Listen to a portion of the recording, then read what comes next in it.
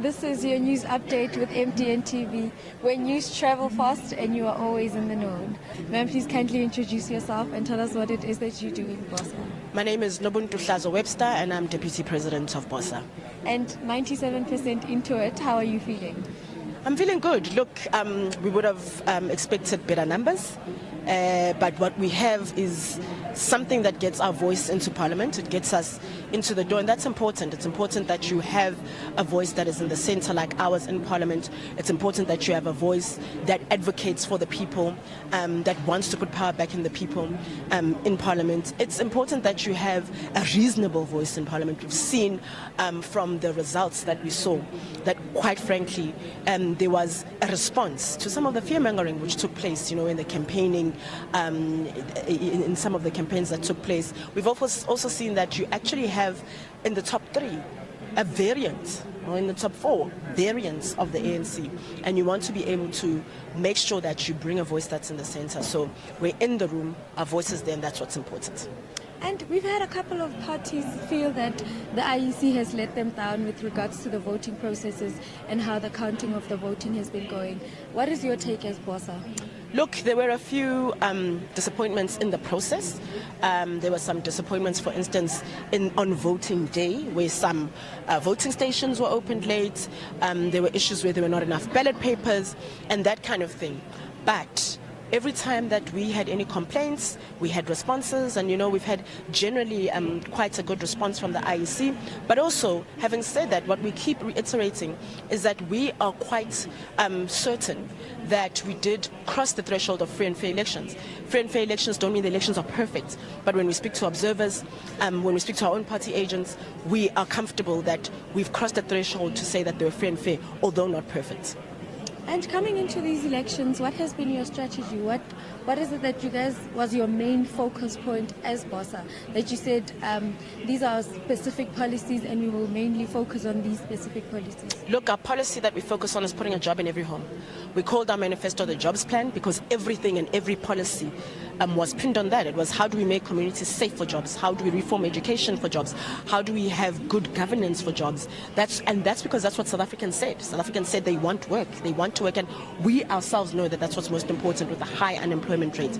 That's what we focused on. We believe this is what we still need to fight for. Even in Parliament, we need to make sure that we are building towards seeing that happen. And so, yeah, we drove a good message. We stick to the message, and we continue to work towards that. And we are 97% in.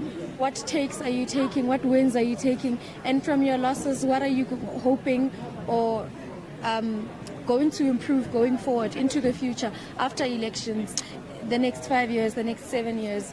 What is it that you guys are going to look back and say, this is where we didn't do good, this is where we did our best, and we're going to improve these things? And what are you going to take from your losses and your wins? Look, 97% in, we're confident that we will get 2 seats. Nationally, we want to get a few seats in the provincial legislatures. What's important is that we are represented in provincial legislatures. We had candidates in each province, and that's important. We want to build on that. We think that we didn't have as much funding as most of the parties that sit in that top 12 or in the top 13 in the ranking right now. And so, we think we fought a good race given the little that we had. We're going to continue to work. I think what we have started as a foundation of working with communities, we will continue to work. We will continue to be visible.